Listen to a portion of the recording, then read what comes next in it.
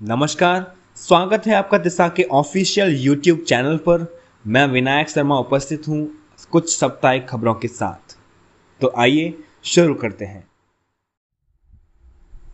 आज की पहली खबर, नशीली दवाओं के दुरुपयोग और अवैध तस्करी के खिलाफ अंतर्राष्ट्रीय दिवस।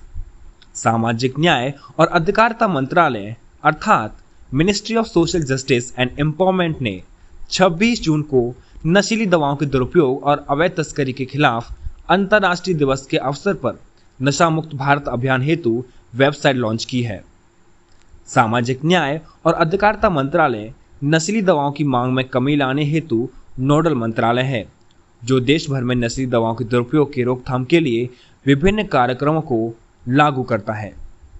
विभिन्न स्रोतों से उपलब्ध आंकड़ों के आधार पर 15 अगस्त 2020 को देश के 272 जिलों में नशा मुक्त भारत अभियान, ड्रग्स मुक्त भारत अभियान को शुरू किया गया था।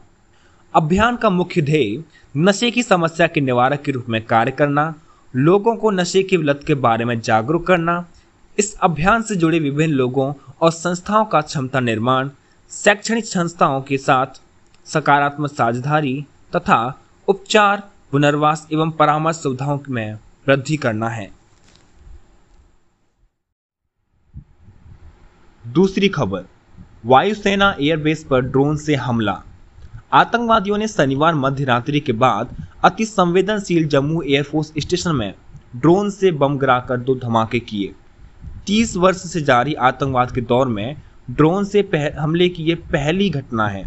इस हमले में 2 जवान घायल हुए हैं और स्टेशन परिसर के भीतर एक इमारत को भी नुकसान पहुंचा है।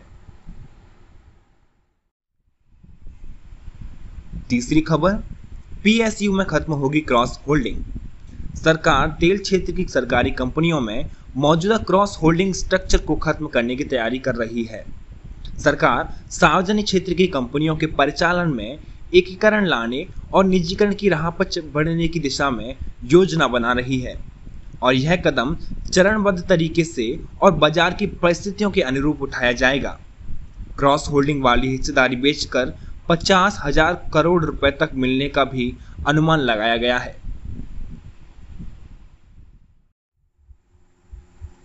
चौथी खबर, लक्षद्वीप के 36 द्वीपों में से 10 के जलमग्न होने का खतरा। लक्षद्वीप समूह के 36 द्वीपों में से 10 के 60% से अधिक भूभाग के अगले 30 वर्ष में पानी में समा जाने का खतरा है। इसकी वजह पिछले 15 वर्षों से बढ़ रहा समुद्र का जलस्तर है। भारतीय प्रौद्योगिकी आईआईटी खड़गपुर के महासागर इंजीनियरिंग वैज्ञानिकों द्वारा किए गए सर्वेक्षण में यह बात सामने आई है। मलयालम व संस्कृत के लक्षद्वीप का अर्थ है 1 लाख द्वीप। यह भारत का सबसे छोटा केंद्र शासित प्रदेश है, जिसका क्षेत्रफल 32 वर्ग किलोमीटर है। IANS के अनुसार अध्ययन अंतर्राष्ट्रीय पत्रिका एल्सवियर में प्रकाशित हुआ है। खतरा आने वाले 30 साल में अधिक है, लेकिन सर्वेक्षण के मुताबिक 2035 तक इस द्वीप समूह के 10 में से 8 द्वीपों में 70 से 80% भूमि का नुकसान होगा। अन्य 2 द्वीपों में भी 40% के करीब भूमि का नुकसान होगा। पांचवी खबर, वन राशन कार्ड योजना। सुप्रीम कोर्ट ने एक फैसले में अभी तक जिन राज्यों ने one nation one ration card योजना को लागू नहीं किया है, उन्हें इसे लागू करने के लिए 31 जुलाई तक का वक्त दिया है। शीर्ष अदालत ने मंगलवार को भोजन के अधिकार को जीवन के अधिकार में शामिल बताते हुए प्रवासी मजदूरों और असंगठित क्षेत्र के कामगारों को राशन और भोजन सुनिश्चित करने के लिए आदेश दिए हैं। राज्य और केंद्र शासित प्रदेशों को कोरोना महामारी तक अप्रवासी मजदूरों को मुफ्त अनाज देने की योजना तैयार करने का आदेश देते हुए सुप्रीम कोर्ट ने कहा है कि केंद्र जरूरत के मुताबिक राज्यों और केंद्र शासित प्रदेशों को अतिरिक्त अनाज मुहैया कराएगा। आदेश की मुख्य बातें, समाज के गरीब और वंचित वर्ग को खाद्य सुरक्षा सुनिश्चित करने के लिए यह योजना जरूरी है और इसे लागू करना राज्यों का दायित्व है। भोजन का अधिकार जीवन का अधिकार में शामिल अप्रवासी कामगारों को राशन और भोजन सुनिश्चित होना चाहिए। राज्यों और केंद्र शासित प्रदेश प्रवासी मजदूरों के लिए कोरोना महामारी तक प्रमुख स्थानों पर समुदाय रसोई चलाएं।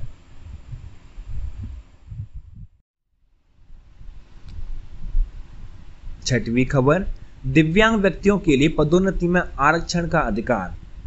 हाल ही में भारतीय सर्वोच्च न्यायालय ने स्वीकार किया है कि शारीरिक रूप से अक्षम व्यक्तियों को पदोन्नति में भी आरक्षण का अधिकार है।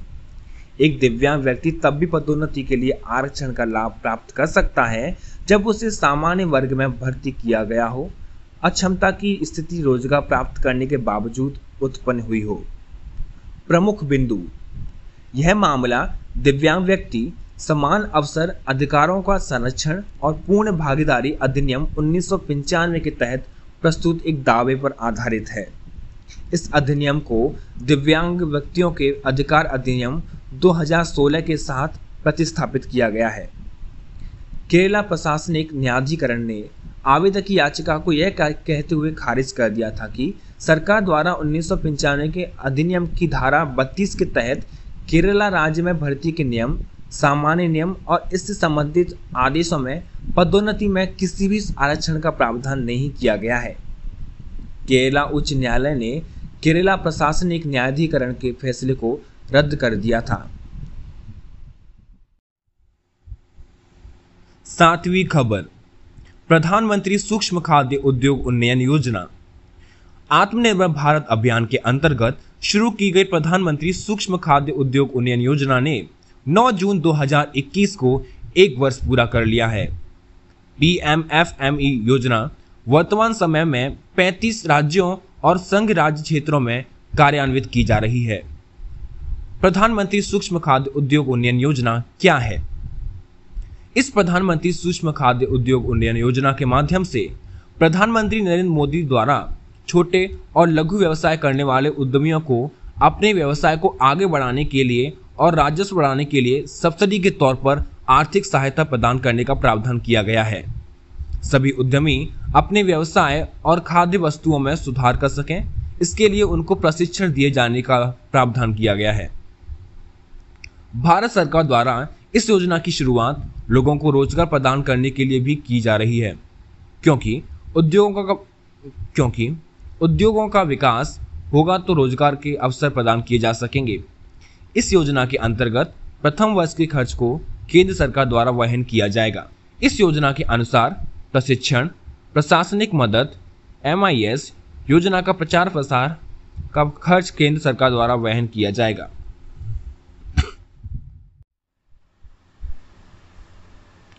8वीं खबर, 3.5 लाख गांवों में पहुंचेगा ब्रॉडबैंड इंटरनेट।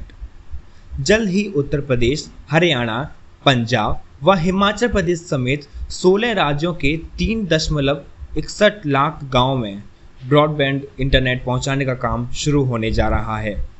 इन राज्यों में केरला, कर्नाटक, राजस्थान, हिमाचल प्रदेश, पंजाब, हरियाणा, उत्तर प्रदेश, मध्य प्रदेश, बंगाल के अलावा पूर्वोत्तर भारत के 7 राज्य शामिल हैं। इस काम के लिए सरकार सार्वजनिक निजी भागीदारी PPP मॉडल अपनाएगी। इसके लिए 19,041 करोड़ रुपए की मंजूरी दी गई है।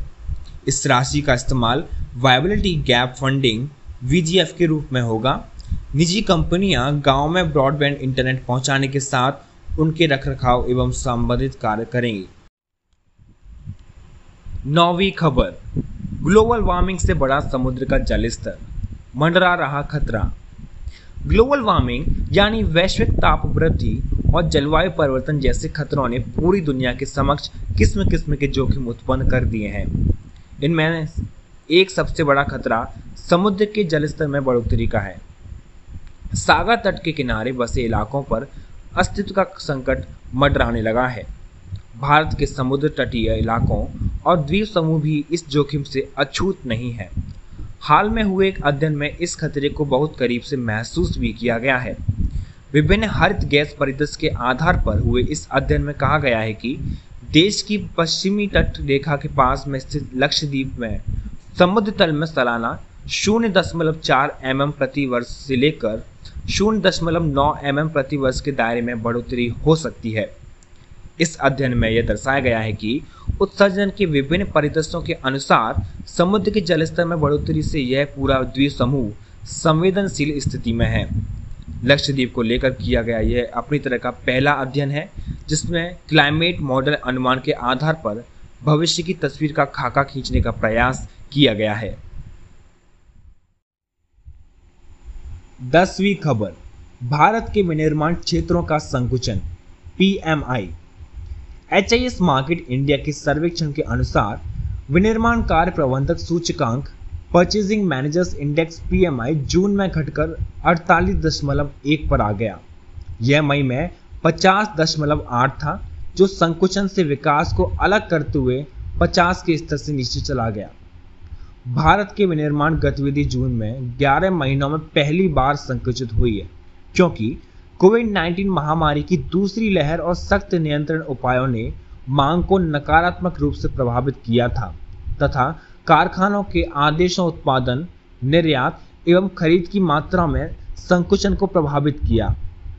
PMI विस्तार में, PMI एक सर्वेक्षण आधारित प्रणाली है जो उत्तरदाताओं को पिछले माह की तुलना में प्रमुख व्यावसायिक चर के संदर्भ में उनकी धारणा में बदलाव के बारे में बताती है।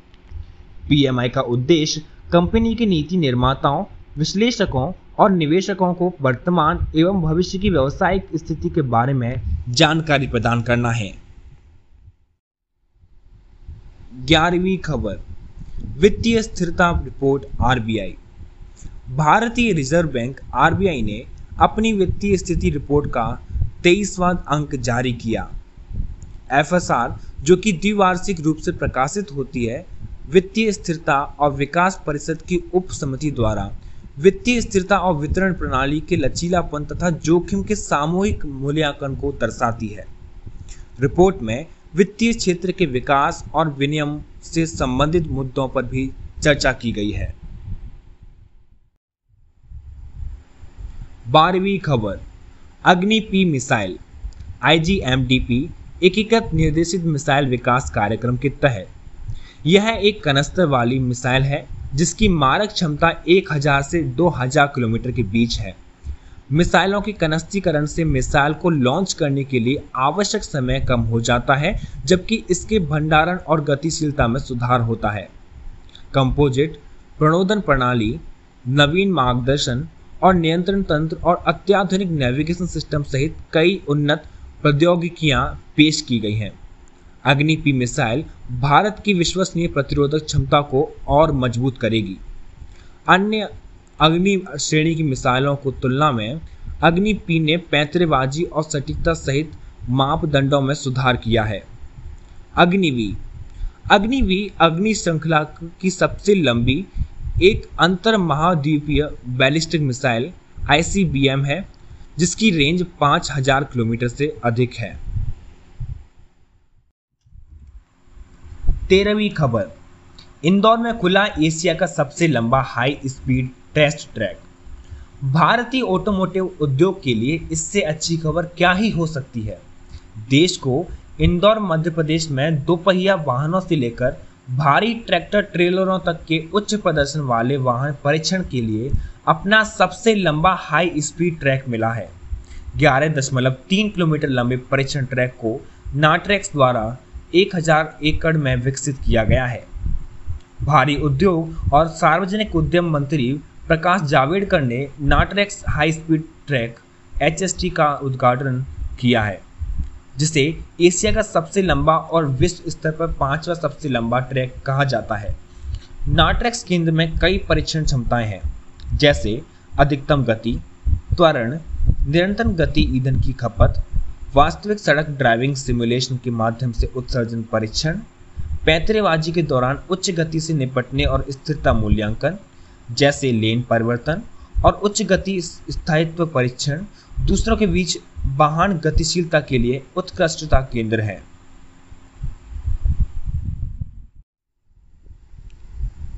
चौदहवीं खबर, यूक्रेन अमेरिका ने शुरू किया काला सागर अभ्यास। विवादित जल क्षेत्र में युद्धपोत को लेकर रूस ब्रिटेन के बीच विवाद के कुछ दिनों बाद यह अभ्यास किया जा रहा है। यूक्रेन और संयुक्त राज्य अमेरिका ने कीव के साथ पश्चिमी सहयोग के प्रदर्शन में सोमवार को काला सागर में संयुक्त नौसैनिक अभ्यास शुरू किया, क्योंकि यह रूस के साथ सामना कर रहा है।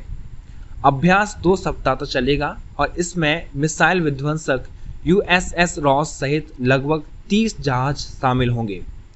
यह अभ्यास ब्रिटिश रॉयल नेवी के HMS डिफेंडर के काला सागर में रूस के कब्जे वाले क्रीमिया के पास से गुजरने के कुछ ही दिनों बाद हुआ, जिसमें मॉस्को ने कहा कि उसने विध्वंसक पर चेतावनी के शॉट दागे ताकि इसे दूर किया जा सके। सी ब्रिज अभ्यास, जो 1997 के बाद से 21 बार हुआ है, इसमें 30 से अधिक देशों के लगभग 5000 सैन्यकर्मी शामिल होंगे। 15वीं खबर, कोरोना वैक्सीन की सर्वाधिक डोज देने वाला देश बना Bharat. Bharat corona virus vaccine की सबसे अधिक डोज देने वाला देश बन गया है। कोरोना के खिलाफ टीकाकरण में भारत की यह उपलब्धि इसलिए भी बड़ी हो जाती है क्योंकि भारत ने कम समय में सबसे ज्यादा टीके लगाए हैं। भारत ने कोरोना वैक्सीन की कुल 3236 करोड़ डोज दी हैं। कुल वैक्सीन डोज देने के मामले में फ्रांस, ब्रिटेन, इटली और जर्मनी जैसे विकसित देश भारत से काफी पीछे हैं। 16वीं खबर, लघु बचत योजनाओं पर ब्याज दरों में कटौती। भारत सरकार जुलाई सितंबर तिमाही के लिए छोटी बचत योजनाओं पर ब्याज दरों में कटौती कर सकती है। अर्थशास्त्रियों के अनुसार इस समय छोटी बचत दरों में कटौती से मुद्रास्फीति में वृद्धि के बीच परिवारों को और नुकसान होगा। दर में कटौती का लाभ, क्योंकि केंद्र सरकार अपने घाटे का पूरा करने के लिए लघु बचत कोष का उपयोग कर सकती है, इसलिए कम दरें घाटे के वित्त पोषण की लागत को कम करेगी। दरों में कटौती का अर्थ होगा कि सरकार चाहती है लोग अधिक से अधिक व्यय करें ताकि अर्थव्यवस्था को गति प्रदान की जा सके। हानि, दरों में कटौती से निवेशकों, विशेषकर वरिष्ठ नागरिक और मध्यम वर्ग को नुकसान होगा। आगे चलकर बैंकों द्वारा सावधि जमा दरों को और युक्तिसंगत बनाया जाएगा तथा रिटर्न में और कमी आएगी।